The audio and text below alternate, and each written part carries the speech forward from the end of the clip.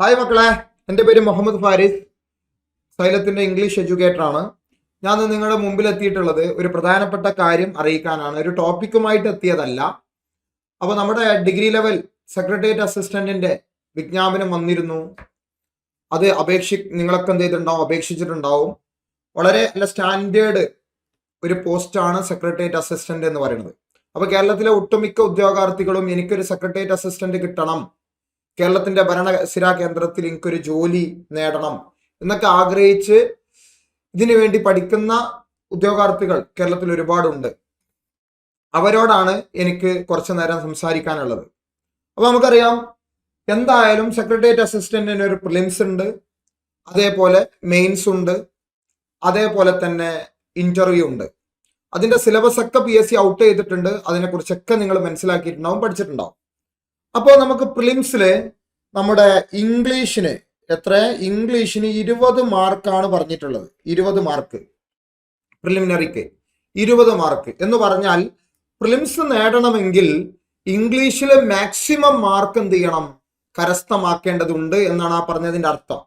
English 20 ആണ്.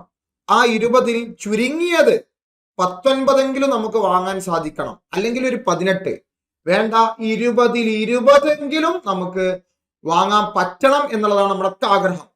എന്നാൽ പല ആളുകൾക്കും ഇത് എങ്ങനെയാണ് പഠിക്കേണ്ടത്, ഇംഗ്ലീഷ് ടോപ്പിക്കിനെ എങ്ങനെ പഠിക്കണം, ഏത് രൂപത്തിൽ കൈകാര്യം ചെയ്യണം, ഇതിലൊക്കെ പല കുട്ടികൾക്കും എന്തുണ്ട്, ഡൗട്ട്സ് ഉണ്ട്.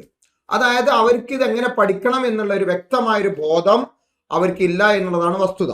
അപ്പൊ ഞാൻ അത് എങ്ങനെ പഠിക്കാം, എന്തൊക്കെയാണ് പഠിക്കേണ്ടത്, ഏത് രീതിയിൽ അതിനെന്ത് ചെയ്യാം, നമുക്ക് മുന്നോട്ട് കൊണ്ടുപോകാം എന്നുള്ള ചെറിയ ഒരു ക്ലൂവുമായിട്ടാണ് ഈ വീഡിയോയിൽ ഞാൻ വന്നിട്ടുള്ളത്. അപ്പൊ സെക്രട്ടേറിയറ്റ് അസിസ്റ്റന്റിന്റെ സ്റ്റഡി പ്ലാനുമായിട്ടാണ് ഞാനിതാ നിങ്ങളുടെ മുൻപിൽ നിൽക്കുന്നത്. അപ്പൊ അറിയാം, 20 മാർക്കാണ് പ്രിലിമിനറി പരീക്ഷക്ക്. ഇപ്പൊ മെയിൻസിന്റെ എന്തുകൂടെ വന്നു, മെയിൻസിന്റെ മാർക്ക് ഡിസ്ട്രിബ്യൂഷനും കൂടി വന്നു, നിങ്ങൾ കണ്ടിട്ടുണ്ടാവും. അപ്പൊ മെയിൻസിന് വീണ്ടും ഇംഗ്ലീഷിന് പ്രാധാന്യം കൊടുക്കുന്നു. 13 മാർക്കാണ് മെയിൻസിന് മാർക്ക് ഡിസ്ട്രിബ്യൂഷൻ എന്നുള്ളത്. അപ്പൊ ഇതുവരെ മെയിൻസ് പരീക്ഷ, ഡിഗ്രി ലെവൽ പരീക്ഷയുടെ പ്രിലിമിനറി പരീക്ഷയ്ക്ക് 20 മാർക്കും അതേപോലെ തന്നെ മെയിൻസ് പരീക്ഷയ്ക്ക് 10 മാർക്കായിരുന്നു ഇതുവരെ ഉണ്ടായിരുന്നത്. അതിൽ ചെറിയൊരു വ്യത്യാസം, പ്രിലിമിനറി പരീക്ഷയ്ക്ക് 20 മാർക്ക് തന്നെയാണ്, അതിൽ യാതൊരു മാറ്റവുമില്ല. എന്നാൽ മെയിൻസ് പരീക്ഷയ്ക്ക് 10-ൽ നിന്ന് 3 മാർക്ക് കൂട്ടിയിട്ട് 13 മാർക്കായിട്ടുണ്ട്. അപ്പൊ ഇവിടൊക്കെ നമ്മൾ മനസ്സിലാക്കേണ്ടത്, മത്സര പരീക്ഷയ്ക്ക് ഇംഗ്ലീഷിന്റെ പ്രാധാന്യത്തെയാണ് ഇവിടൊക്കെ വിളിച്ചു പറയുന്നത്. മാർക്ക് ഇങ്ങനെ കൂടുന്നു, അതേപോലെ തന്നെ എല്ലാ പരീക്ഷകൾക്കും മാക്സിമം ഇംഗ്ലീഷ് ഇൻക്ലൂഡ് ആയി വരുന്നു എന്നുള്ളതൊക്കെയാണ്. അപ്പോ നമുക്ക് സിലബസിനെ കുറിച്ച് പറയാം. 20 മാർക്കാണ്. 20 മാർക്കില് ഇംഗ്ലീഷ് ഗ്രാമർ 10 മാർക്കും അതേപോലെ തന്നെ വൊക്കാബുലറി 10 മാർക്കുമാണ് ഇവിടെ പറയാനുള്ളത്. അതിൽ നമുക്ക് എങ്ങനെ ഇത് നമുക്ക് ഈസി ആയിട്ട് കരസ്ഥമാക്കാനുള്ളതാണ്. ഞാൻ ജസ്റ്റ്, നിങ്ങൾക്കറിയാം, പല ആളുകൾക്കും ഞാൻ ഒരുപാട് തവണ പറഞ്ഞിട്ടുണ്ട്, അത് ഇപ്പോഴും ആളുകൾ അതിന്റെ ഗൗരവത്തിൽ, ഉദ്യോഗാർത്ഥികൾ അതിന്റെ ഗൗരവത്തിൽ അതിനെ എടുത്തിട്ടില്ല എന്നുള്ളത് ഒരു വ്യക്തമായ കാര്യമാണ്. നമുക്കറിയാം, ഇംഗ്ലീഷ് അറിയണമെന്നുണ്ടെങ്കിൽ, ഇംഗ്ലീഷ് നമുക്ക് സിമ്പിൾ ആകണമെന്നുണ്ടെങ്കിൽ ഞങ്ങൾ ഒരുപാട് തവണ പറഞ്ഞിട്ടുണ്ട്, വെർബ്. ഈ വെർബിന് 3 രൂപ ഉണ്ട്, V1, V2, V3.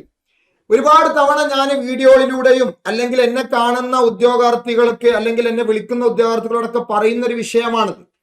അതായത് നമുക്കതാ ഈ ഗ്രാമറിൽ 10 മാർക്ക് ഉണ്ട്. ഈ 10 മാർക്ക് കിട്ടണമെങ്കിൽ 15 ടോപ്പിക്ക് നമ്മൾ പഠിക്കണം. കണ്ടോ, നിങ്ങൾ നേരത്തെ ഒന്ന് ശ്രദ്ധിച്ചു നോക്കി. 1, 2, 3, 4, 5, 6, 7, 8, 9, 10, 11, 12, 13, 14, 15. ഈ 15 ടോപ്പിക്ക് നമുക്ക് എന്ത് ചെയ്യണം, പഠിക്കണം. ഈ 15 ടോപ്പിക്ക് എന്നാണ് 10 മാർക്ക്. അപ്പൊ നിങ്ങൾ ചിന്തിക്കുന്നുണ്ടാവും, 10 മാർക്കിലല്ലേ ചോദ്യം വരുള്ളൂ, അപ്പൊ ഈ 15 ടോപ്പിക്ക് പഠിക്കേണ്ട ആവശ്യമുണ്ടോ? ഉണ്ട്. പണ്ട് എങ്ങനെയായിരുന്നു, 15 ടോപ്പിക്കോ അല്ലെങ്കിൽ 16 ടോപ്പിക്കോ 10 ചോദ്യം. അപ്പൊ ഏതെങ്കിലും ഒരു 10 ടോപ്പിക്ക് എന്നാണ് ചോദ്യം ഇടല്.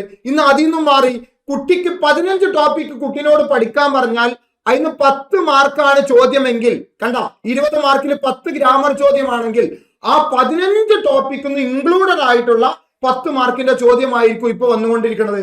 ഇപ്പൊ ചുവടെത്തുന്ന സെന്റൻസുകളിൽ ശരിയായ സെന്റൻസ് ഏത്, അല്ലെങ്കിൽ ചുവടെത്തുന്ന സെന്റൻസുകളിൽ തെറ്റായ സെന്റൻസ് ഏത്, ഗ്രാമാറ്റിക്കലി ഇൻകറക്റ്റ് ആയ സെന്റൻസ് ഏത്, ഗ്രാമാറ്റിക്കലി കറക്റ്റ് ആയ സെന്റൻസ് ഏത് എന്നൊക്കെയാണ് ചോദ്യം. 4 ഓപ്ഷനിൽ 4 4 ടോപ്പിക് എന്നാണ് വരിക. മനസ്സിലായ? 4 ഓപ്ഷനിൽ ഒരു സെന്റൻസ് ഇന്ന ടോപ്പിക്ക്, എ ഇന്ന ടോപ്പിക്കിലെ കാര്യം, ബി ഇന്ന ടോപ്പിക്കിലെ കാര്യം, സി ഇന്ന ടോപ്പിക്കിലെ കാര്യം, ഡി ഇന്ന ടോപ്പിക്കിലുള്ള കാര്യം. അങ്ങനെ ഒരു ചോദ്യത്തില് 4 ടോപ്പിക്കിലെ കോൺസെപ്റ്റ് കയറി വന്നു. അപ്പൊ ഈ 4 ടോപ്പിക്കിനെ കുറിച്ച് വ്യക്തമായി കുട്ടിക്ക് അറിയണം, എന്നാലേ ആ ചോദ്യത്തിന് ഉത്തരത്തിലേക്ക് എത്താൻ പറ്റുള്ളൂ. ഇതാണ് വസ്തുത. ഇതാണ് ഇപ്പൊ ലേറ്റസ്റ്റ് ആയിട്ട് വരുന്ന PSCയുടെ ഡിഗ്രി ലെവൽ പരീക്ഷകൾക്ക് കൂടുതൽ കാണപ്പെടുന്നത്. അപ്പൊ ഞാൻ നിങ്ങളോട് പറയുന്നു, ഒരു സർഫസ് ലെവൽ നിങ്ങൾ പഠിക്കല്ല, ഒരു സർഫസ് ലെവൽ പഠിക്കരുത്. സർഫസ് ലെവൽ പഠിച്ചു കഴിഞ്ഞാൽ നിങ്ങൾക്ക് ക്വസ്റ്റ്യൻ അറ്റൻഡ് ചെയ്യാൻ പറ്റൂല. ലോജിക്കലി ബ്രില്യൻസ് ആണ് വേണ്ടത്. അതായത് കോൺസെപ്റ്റ് ലെവലിൽ നിങ്ങൾ ഇംഗ്ലീഷിനെ പഠിക്കണം. ഡിഗ്രി ഉള്ളവരാണ്, ബിരുദധാരികളാണ്, ബിരുദാനന്തര ബിരുദക്കാരാണ് ഈ പരീക്ഷ എഴുതുന്നത്. മിനിമം ബിരുദമുള്ളവരും അല്ലെങ്കിൽ ബിരുദാനന്തര ബിരുദമുള്ളവരുമാണ് ഈ എക്സാം എഴുതുന്നത്, ഇതിന് പ്രിപ്പയർ ചെയ്യുന്നത് ഡിഗ്രിക്ക്. അതുകൊണ്ട് സർഫസ് ലെവൽ പഠിക്കരുത്. ഏറ്റവും ഇൻഡെപ്ത് ആയിട്ട് ഒരു ടോപ്പിക്കിനെ കീറി മുറിച്ച് ആ ടോപ്പിക്ക് പഠിച്ചാൽ ഇതിൽ നിന്ന് എങ്ങനെ ചോദിച്ചാൽ എനിക്ക് ഉത്തരം എഴുതാൻ പറ്റും എന്നുള്ള കോൺഫിഡൻസോട് കൂടി ആ കുട്ടി ആ ടോപ്പിക്കിനെ സമീപിക്കണം. അപ്പൊ 15 ടോപ്പിക്കിൽ 10 മാർക്ക്. ഇവിടൊക്കെ ഞാൻ പറയുന്നു വെർബ് എന്നുള്ളത് ഇമ്പോർട്ടന്റ് ആയ കാര്യം. അതില് വെർബിന്റെ 1ാമത്തെ രൂപം, അതേപോലെ തന്നെ വെർബിന്റെ 2ാമത്തെ രൂപം, വെർബിന്റെ 3ാമത്തെ രൂപം. ഞാൻ ഈ ഒരു കാര്യം പറയട്ടെ, കേരളത്തിലെ PSC പഠിച്ചുകൊണ്ടിരിക്കുന്ന മിക്ക ഉദ്യോഗാർത്ഥികൾക്കും വെർബ് അറിയും, പക്ഷെ പല വെർബിന്റെയും V2ഉം V3ഉം അറിയാത്തൊരു സാഹചര്യം നമ്മൾ ക്ലാസ് റൂമിൽ കാണാറുണ്ട്. ഞാൻ പലപ്പോഴും ഓഫ്ലൈൻ ക്ലാസ് എടുക്കാൻ പോകുമ്പോ ഞാൻ ക്ലാസ്സിൽ എപ്പോഴും എനിക്ക് അനുഭവപ്പെടുന്ന കുട്ടികളിൽ ഉണ്ടാകുന്ന ഒരു പ്രയാസം എന്ന് പറയുന്നത് വെർബിനെ കുറിച്ച് അറിയുന്നില്ല എന്നാണ്. വെർബിനെ കുറിച്ച് അറിയില്ലെങ്കിൽ നിങ്ങൾ ഈ 10 മാർക്കില് 8 മാർക്ക് മറക്കേണ്ടി വരും. 8 മാർക്ക് നിങ്ങളാണ് മറക്കേണ്ടി വരും. ഇത്രയും എനിക്ക് പറയാനുള്ളൂ. 8 മാർക്ക് നിങ്ങൾ മറക്കേണ്ടി വരും. 2 മാർക്ക് കിട്ടുകയാണെങ്കിൽ കിട്ടുള്ളൂ. അതൊരു ഗൗരവമുള്ള വിഷയമാണ്. അതായത് ഒരു കുട്ടി അടിസ്ഥാനമായി അറിയേണ്ട വേർബ് ഇംഗ്ലീഷിലെ ക്രിയകള്, ആ ക്രിയയുടെ V2 V1 V2 V3 ഇതൊരു ഉദ്യോഗാർത്ഥിക്ക് പലതും അറിയില്ലെങ്കിൽ നിങ്ങൾ ഈ 15 ടോപ്പിക്കിൽ 10 മാർക്കിന് ചോദിക്കുമ്പോ അതിൽ 8 മാർക്ക് നിങ്ങൾക്ക് കിട്ടൂല. അതാണ് കോൺസെപ്റ്റ് നിങ്ങൾ പഠിക്കണം എന്ന് പറയുന്നത്. ഇപ്പൊ types of sentence and interchange of sentence ആണ് 1ാമത്തത്. Types of sentence and interchange of sentence ആണ് 1ാമത്തെ ടോപ്പിക് ആയിട്ട് നമുക്ക് പഠിക്കാനുള്ളത്. ടൈപ്സ് ഓഫ് സെന്റൻസ് പഠിക്കണമെങ്കിൽ വെർബിനെ കുറിച്ച് വ്യക്തമായ ധാരണ അറിയണം. വെർബിനെ കുറിച്ച് അറിയണം. അതിൽ തന്നെ ഫൈനൈറ്റ് വെർബ് എന്താണ്, നോൺ ഫൈനൈറ്റ് വെർബ് എന്താണെന്ന് അറിയണം. ഇത് മനസ്സിലാക്കേണ്ട കാര്യമാണ്. ഇത് ചില ആളുകൾ കേട്ടിട്ടും കൂടില്ല. എന്നാ ഒരു കോച്ചിങ് പോകാൻ തുടങ്ങിയിട്ട് കുറെ കാലമായും ചെയ്തു. ഒരു കോച്ചിങ്ങിന് പോകാൻ തുടങ്ങിയിട്ട് 2 കൊല്ലമായി, അല്ലെങ്കിൽ ഒരു കോച്ചിങ്ങിന് പോകാൻ തുടങ്ങിയിട്ട് 1 കൊല്ലമായി, അല്ലെങ്കിൽ ഒരു കുട്ടി കോച്ചിങ് സ്റ്റാർട്ട് ചെയ്തിട്ടുണ്ട്. ആ കുട്ടി ടൈപ്സ് ഓഫ് സെന്റൻസ് പഠിച്ചിട്ടുണ്ട്, പക്ഷെ അതിൽ പഠിക്കേണ്ടത് പലതും പഠിച്ചിട്ടില്ല. അതാണ് വിഷയം. അല്ലെങ്കിൽ ആ ചോദ്യം ചെയ്തിട്ട് ആ ചോദ്യം വരുമ്പോ ആ കുട്ടിക്ക് ഇത് ഏത് ടോപ്പിക്കാന്ന് വരെ മനസ്സിലാകുന്നില്ല. ഇത് വസ്തുതയാണ്, ഇന്നെ കുറ്റപ്പെടുത്തിയിട്ട് കാര്യമില്ല. വസ്തുതകൾ നമ്മൾ പറയും, അത് ഇന്ന ടോപ്പിക്കാണ് എന്ന് പോലും ചില ആളുകൾക്ക് പരീക്ഷകൾക്ക് മനസ്സിലാണില്ല. എന്നാൽ ഓല് ഈ ടോപ്പിക്കുകളൊക്കെ പഠിച്ചതാണ്. അങ്ങനത്തെ ഒരു പഠനം കൊണ്ട് കാര്യമില്ല. അപ്പൊ types of sentence and interchange of sentence എന്നുള്ളത് ചെയ്യണമെങ്കിൽ അതിൽ നിന്ന് ഒരു ചോദ്യം ഉണ്ടാകും. അത് ചെയ്യാൻ സാധിക്കണമെങ്കിൽ അതിന്റെ സർഫസ് ലെവൽ പഠിച്ചാൽ പോരാ, അതിനെ ഇൻഡെപ്ത് ആയിട്ട് പോകണം. അപ്പൊ ആ സെന്റൻസിൽ തന്നെ ഫൈനൈറ്റ് വെർബിനെ കുറിച്ച് അറിയണം, അതേപോലെ തന്നെ നോൺ ഫൈനൈറ്റ് വെർബിനെ കുറിച്ച് അറിയണം. അപ്പൊ ഒരു കുട്ടിക്ക് ഒരു സെന്റൻസ് എന്ന് പറഞ്ഞാൽ എന്താ, ഒരു ഫൈനൈറ്റും ഒരുപാട് നോൺ ഫൈനൈറ്റും ചേരുന്നതാണ് സെന്റൻസ്. അല്ലെങ്കിൽ മിനിമം ഒരു ഫൈനൈറ്റ് വെർബെങ്കിലും വരിക. മിനിമം ഒരു ഫൈനൈറ്റ് വെർബ് വരുന്നത് ഒരു സെന്റൻസ് ആണ്. അപ്പൊ സെന്റൻസ് എന്ന് പറയുന്നത് ഒരു ഫൈനൈറ്റും ഒരുപാട് നോൺ ഫൈനൈറ്റ് വെർബും വരുന്നതാണ്. എന്ത്, ഒരുപാട് നോൺ ഫൈനൈറ്റ് വെർബും വരുന്നതാണ് ഒരു സെന്റൻസ് എന്ന് പറയുന്നത്. മനസ്സിലായ? അപ്പൊ ടൈപ്സ് ഓഫ് സെന്റൻസിൽ finite verb, non finite verb, ഇതിനെ കുറിച്ച് ഒരു ധാരണ വേണം. ഇതിനെ കുറിച്ച് ധാരണ വേണമെങ്കിൽ V1 എന്താണ്, V2 എന്താണ്, V3 എന്താണ് കുട്ടിക്ക് അറിയണം. അതേപോലെ തന്നെ 2ാമത്തതാണ് different parts of speech. Parts of speech 8 എണ്ണം ഉണ്ട്. 8 എണ്ണം. ഇതിനെ ഡീറ്റെയിൽഡ് ആയിട്ട് പഠിക്കണം. ഇംഗ്ലീഷിന്റെ പില്ലറാണ് പാർട്സ് ഓഫ് സ്പീച്ച് എന്ന് പറയുന്നത്. 8 എണ്ണം. Noun, pronoun, adjective, adverb, verb, preposition, conjunction, interjection, ഇങ്ങനത്തെ 8 എണ്ണം. ഈ 8 എണ്ണം കീറി മുറിച്ച് പഠിക്കാൻ കഴിയണം. അതിന് എങ്ങനെ ചോദിച്ചാലും പറയാൻ കഴിയണം. അത് പഠിക്കാൻ കഴിയണമെങ്കിലും വെർബിനെ കുറിച്ച് അറിയണം. അപ്പൊ ഇത് നിർബന്ധമായ ഒരു കാര്യമാണ്. അടുത്ത agreement of subject and verb. മൂന്നാമത്തെ agreement of subject and verb ആണ്. സബ്ജക്റ്റും വെർബും തമ്മിലുള്ള agreement. Singular subject takes a singular verb, plural subject takes a plural verb. അപ്പൊ എന്താണ്? ഒരൊറ്റ വെർബാണ്. സബ്ജക്ട് സിംഗുലർ ആയാൽ വെർബും സിംഗുലർ ആകണം, സബ്ജക്ട് പ്ലൂരൽ ആയാൽ വെർബും പ്ലൂരൽ ആകണം. അതൊക്കെ വെർബാണ്. അപ്പൊ എന്താണ് സിംഗുലർ വെർബ്, എന്താണ് പ്ലൂരൽ വെർബ്, അതിനെ കുറിച്ച് അറിയണം. അവിടെ ഇന്നത് കൊടുക്കണം, ഇവിടെ ഇന്നത് കൊടുക്കണം എന്നൊരു കുട്ടി മനസ്സിലാക്കണം. അപ്പോ ബേസ് ആയ കാര്യങ്ങൾ പലതും പല ആളുകൾക്കും അറിയില്ല. അത് പഠിക്കാൻ വേണ്ടി എന്താണോ പ്രശ്നം അത് ട്രീറ്റ് ചെയ്യലാണ് വേണ്ടത്. അത് നിങ്ങൾ പരിഹരിക്കണം. V1, V2, V3 ഏത് ചോദിച്ചാലും നിങ്ങൾക്ക് പറയാൻ സാധിക്കണം.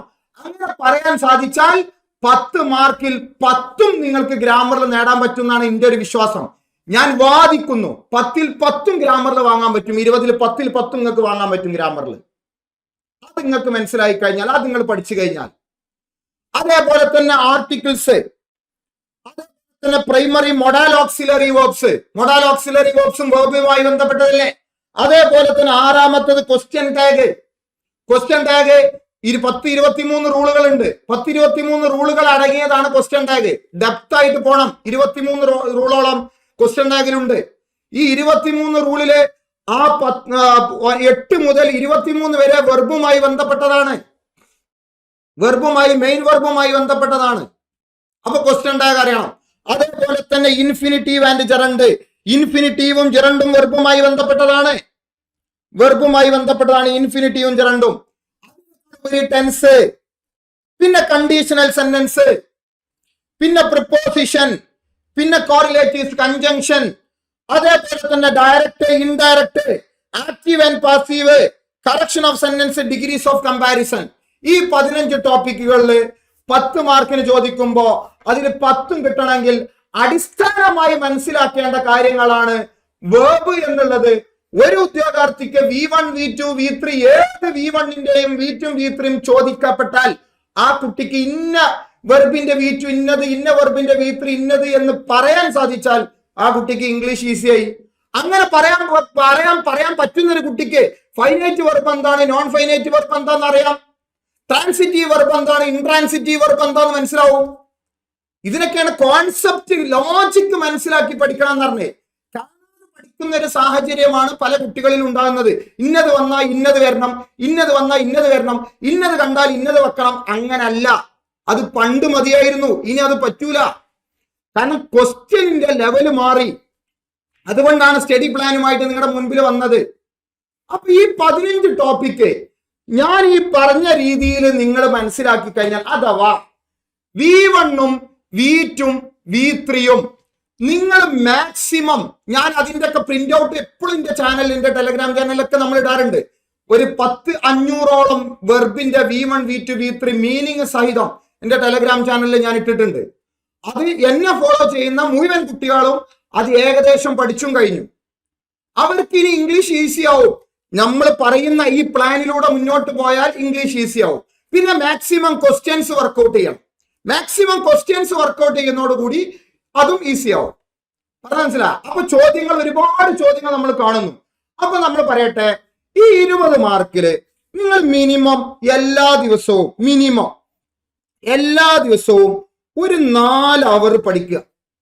മിനിമം പറയണത്. ഇനി ഒരു കുട്ടി 6 മണിക്കൂർ പഠിക്കണ്ടെങ്കിൽ ആ മാഷ് 4 പറഞ്ഞത് ഇനി 2 കുറക്കാം എന്നല്ല അതിന്റെ അർത്ഥം.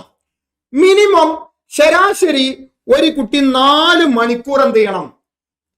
പഠിക്കണം. 4 മണിക്കൂർ പഠിക്കുക മിനിമം. അതില് എല്ലാ ദിവസവും 1 അവർ നിങ്ങൾ എന്ത് ചെയ്യുക? ഇംഗ്ലീഷിന് സമയം മാറ്റി വെക്കുക. നിങ്ങൾ എവിടൊക്കെ കോച്ചിങ്ങിന് പോകുന്നുണ്ടോ, അല്ലെങ്കിൽ നിങ്ങൾ പഠിക്കുന്നവരാണോ, നിങ്ങൾ ആരാണോ പഠിപ്പിക്കുന്നത്, അദ്ദേഹം എടുത്തു തരുന്ന ടോപ്പിക്ക് എല്ലാ ദിവസവും അദ്ദേഹം ആ ഇംഗ്ലീഷ് പഠിക്കുന്ന ഏത് സെന്റർ ആയിക്കോട്ടെ, ഇന്നത് എന്നൊന്നുമില്ല, ഏത് സെന്ററിലാണ് നിങ്ങൾ പഠിക്കുന്നത്, അവർ പറയുന്ന കാര്യം ഞാൻ ഈ പറഞ്ഞ രീതിയിൽ വെർബുകളെ കുറിച്ച് നന്നായിട്ട് മനസ്സിലാക്കി, V1, V2, V3 പറ്റി നന്നായി മനസ്സിലാക്കിയിട്ട് ക്ലാസ്സിലൊന്ന് ഇരുന്നോക്ക്. അപ്പൊ നിങ്ങൾക്ക് പെട്ടെന്ന് കാര്യങ്ങൾ ഇങ്ങനെ ക്യാച്ച് ചെയ്യും. ഇങ്ങോട്ട് എല്ലാ ദിവസവും 1 മണിക്കൂർ നിങ്ങൾ എടുക്കുന്ന ടോപ്പിക്ക് എല്ലാം ഒന്ന് പഠിക്കുക, അതിന്റെ ചോദ്യം വായിക്കുക, അതിന്റെ ഓപ്ഷനോട് കൂടി നിങ്ങൾ നോട്ട് ചെയ്യണം. നിങ്ങൾ വെറും ഉത്തരം എഴുതരുത്. അതായത് OMR എക്സാം ആണ്, ഒബ്ജക്റ്റീവ് എക്സാം ആണ്. അപ്പൊ നിങ്ങൾ ക്ലാസ്സിന് പോകുമ്പോ അല്ലെങ്കിൽ നിങ്ങൾ ഏതെങ്കിലും ഒരു ഓൺലൈൻ ആപ്പ് നിങ്ങൾ എടുത്തിട്ടുണ്ടാവും, സ്ഥൈരമാകാം, അല്ലാത്ത ഏതും ആകാം. ആ ക്ലാസ്സിൽ ഓപ്ഷൻ സഹിതം നിങ്ങൾ നോട്ട് എഴുതണം. എന്നിട്ട് ആ 4 ഓപ്ഷനിൽ ഇന്നതിന്റെ ഈ ചോദ്യത്തിന്റെ ഉത്തരം ഇന്ന ഓപ്ഷൻ ആണ്, എന്തുകൊണ്ടാണ് അത് ആയത് എന്ന് ആ കുട്ടി ആ ഓപ്ഷൻ കാണുന്നതോട് കൂടി മനസ്സിലാക്കും. ഓപ്ഷൻ എഴുതാതെ നിങ്ങൾ ഉത്തരം മാത്രം മടി കാണിച്ച് എഴുതി കഴിഞ്ഞാൽ ഒരു 6 മാസം കഴിഞ്ഞ് ആ നോട്ട് എടുത്ത് നോക്കുമ്പോ നിങ്ങൾക്ക് ഒന്നും മനസ്സിലാവില്ല. ഇവിടെ എന്താ അങ്ങനെ വന്നത്, ഇവിടെ എന്താ ഇങ്ങനെ വന്നൂടായിരുന്നോ, അങ്ങനത്തെ കൺഫ്യൂഷൻ ഒക്കെ ഉണ്ടാവും. അതുകൊണ്ടാണ് ഒബ്ജക്റ്റീവ് എക്സാമുകൾ പഠിക്കുന്ന ഉദ്യോഗാർത്ഥികൾ ചോദ്യം എഴുതുകയും അതിന്റെ ചുവടെ 4 ഓപ്ഷൻ എഴുതുകയും ചെയ്യും. എന്നിട്ട് അതിൽ നിന്ന് ഉത്തരത്തിലേക്ക് എത്തണം. അപ്പൊ ബാക്കി 3 തെറ്റാണ്. അതിന്റെ കാരണം അതിലുണ്ടാവും, ആ സാറ് പറഞ്ഞു തന്നിട്ടുണ്ടാവും. അതാണ് മനസ്സിലാക്കേണ്ടത്. അല്ലാതെ ഓപ്ഷൻ എഴുതാതെ ആ ഉത്തരം മാത്രം എഴുതി പിന്നെ കുറച്ച് കഴിഞ്ഞ ശേഷം ആ നോട്ട് എടുത്ത് നോക്കുമ്പോ ഒന്നും മനസ്സിലാവില്ല. അതുകൊണ്ടാണ് പിന്നെയും വീണ്ടും ക്ലാസ്സിൽ ഇങ്ങനെ ഇരിക്കേണ്ട ഒരു അവസ്ഥ വരുന്നത്. മനസ്സിലായോ?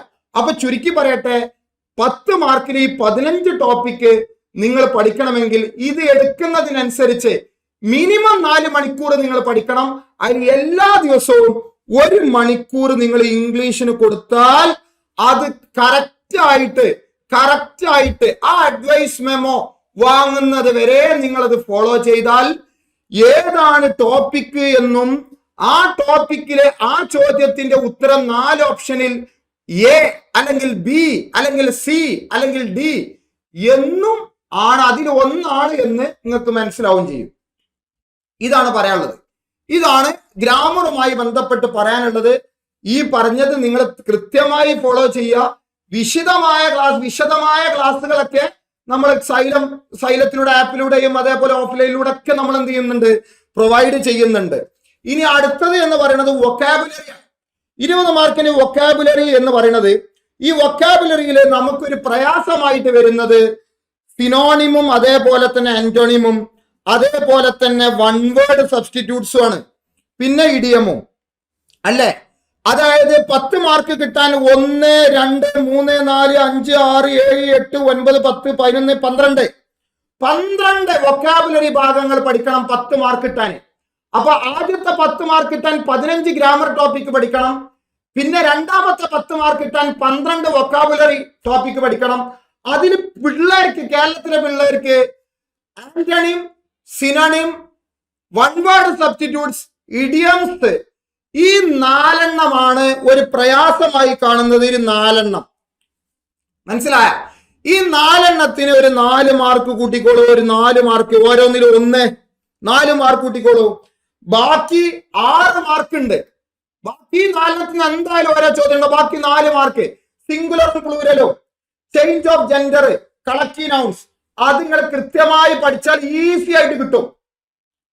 മനസ്സിലായി? അതിന് കുറെ ഐഡിയകൾ ഉണ്ട്.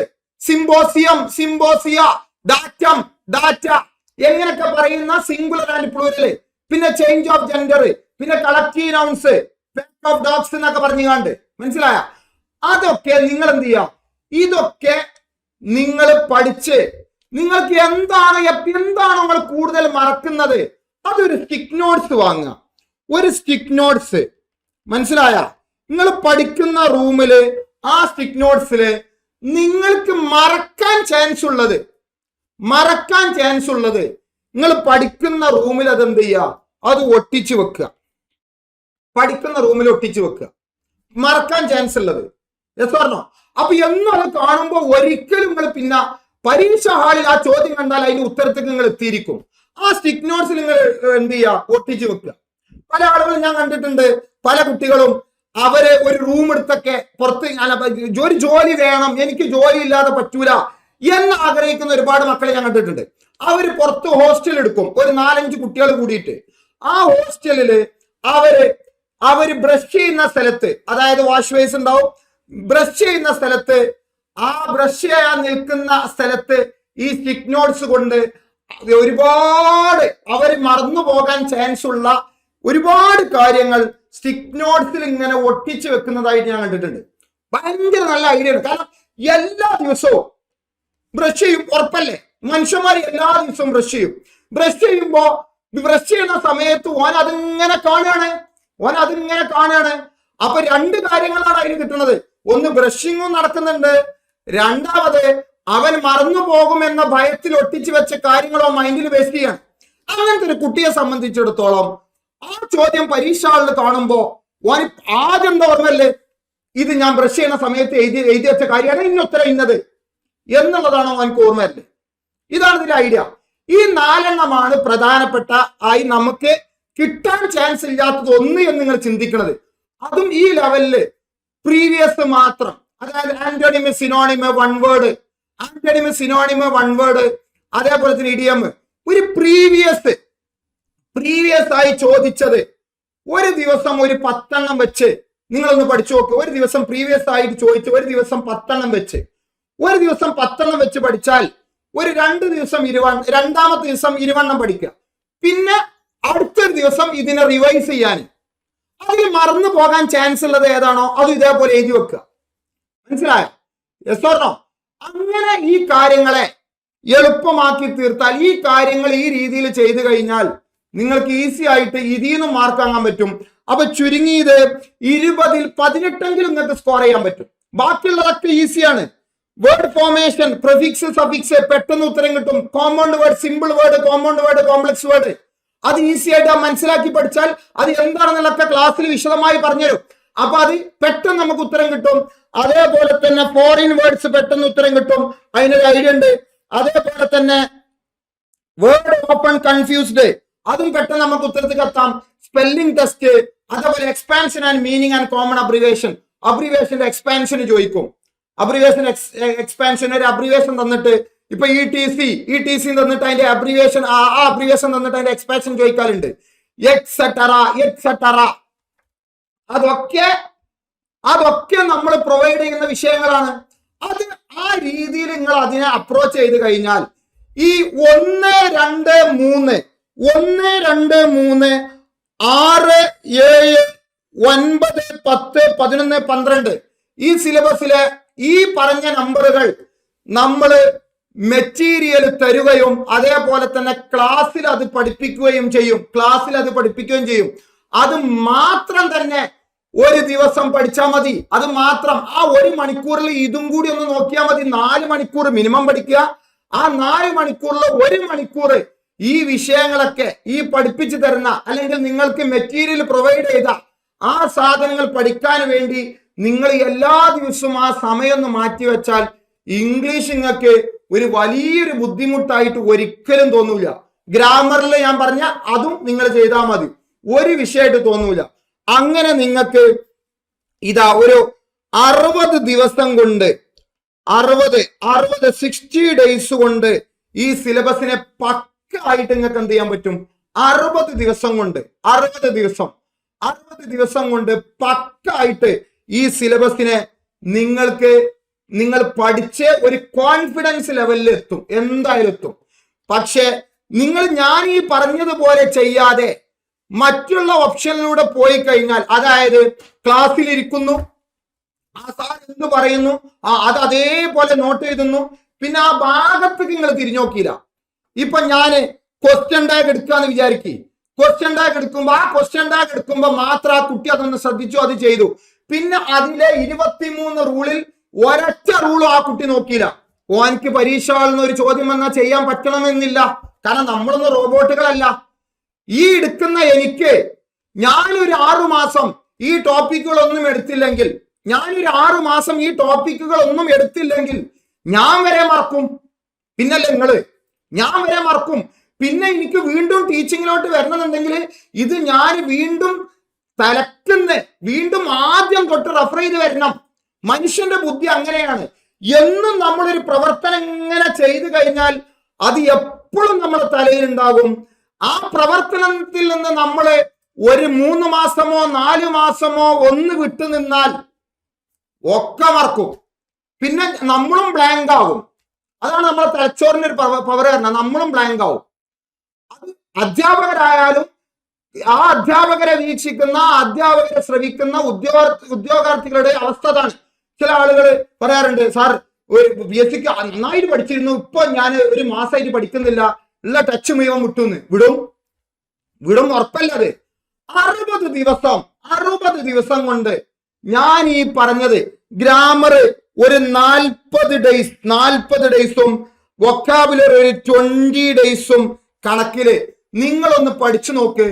ഞാൻ ഈ പറഞ്ഞ കാര്യങ്ങൾ ഈ പഠിക്കുന്നതിന് മുമ്പ് ആദ്യം നിങ്ങളുടെ പ്രശ്നം എന്താണ്, നിങ്ങളുടെ പ്രോബ്ലം എന്താണെന്ന് നിങ്ങൾക്ക് അറിയുള്ളൂ. അത് നിങ്ങൾ ട്രീറ്റ് ചെയ്യുക, അത് നിങ്ങൾ പരിഹരിക്കുക. സാർ വെർബ് അറിയില്ലെങ്കിൽ സാർ എനിക്ക് ഈ വെർബിനെ പറ്റിയൊന്നും അറിയില്ല, അതിന്റെ ഒരു പ്രിന്റ് എടുത്ത് തരുമോ സാർ എന്ന് നിങ്ങൾ പഠിപ്പിക്കുന്ന ആളുകളോട് നിങ്ങൾ ചോദിക്കുക. അല്ലെങ്കിൽ അത് കണ്ടെത്താനുള്ള ഒരു സോഴ്സ് നിങ്ങൾ അറേഞ്ച് ചെയ്യുക. എന്നിട്ട് ആ പ്രശ്നം നിങ്ങൾ ട്രീറ്റ് ചെയ്യുക. സാർ സിനോണിം, ആന്റോണിംസ്, അതേപോലെ തന്നെ ഇതിന്റെയൊക്കെ PVQ പ്രീവിയസ് എവിടുന്ന് കിട്ടും സാർ എന്ന് ചോദിക്കുക. അല്ലെങ്കിൽ അത് കിട്ടുന്ന ഒരു സോഴ്സ് അറേഞ്ച് ചെയ്യുക. എന്നിട്ട് ഈ രീതിയിൽ നിങ്ങളൊന്ന് മുന്നോട്ട് പോയി നോക്ക്. സെക്രട്ടറി അസിസ്റ്റന്റിൽ 20 മാർക്ക്, മാക്സിമം 20. ഇനി അഹങ്കാരം വേണ്ട, ഒരു 18 നിങ്ങൾക്ക് നേടാൻ പറ്റും. കാരണം നിങ്ങളൊക്കെ ബിരുദം നേടിയ ആളുകളാണ്, നിങ്ങൾക്ക് പഠിക്കാനുള്ള കഴിവുണ്ട്. അതിന്റെ കുട്ടൻസ് എന്ന് പറയാം, അതിന്റെ ആ കുട്ടൻസ്, അതിന്റെ ഐഡിയ വെച്ച് നിങ്ങളൊന്ന് മുന്നോട്ട് പോയി നോക്ക്. ഈസിയാണ്. ബാക്കി ഇതിനെക്കുറിച്ചൊക്കെ വിശദമായ ഇൻഡെപ്ത് ആയിട്ട് പഠിക്കേണ്ടതുണ്ട്. വിശദമായ ക്ലാസ്സുകളും കാര്യങ്ങളൊക്കെ നമ്മളെ സൈലം എന്ത് ചെയ്യുന്നുണ്ട്, പ്രൊവൈഡ് ചെയ്യുന്നുണ്ട്. സൈലം വിശദമായ കാര്യങ്ങളിലൂടെ നിങ്ങളെ പഠിപ്പിച്ച് മുന്നോട്ട് കൊണ്ടുപോകും എന്നൊക്കെ നമ്മൾ ഉറപ്പ് നൽകുകയാണ്. അപ്പൊ മാക്സിമം നന്നായിട്ട് പഠിക്കുക. ഈ വരുന്ന സെക്രട്ടറി അസിസ്റ്റന്റിൽ എന്നെ കേൾക്കുന്ന എല്ലാവരും ഉണ്ടാകട്ടെ എന്ന് ആശംസിച്ചുകൊണ്ട് ഈ ഒരു സ്റ്റഡി പ്ലാൻ ഞാൻ നിർത്തുകയാണ്. Thank you.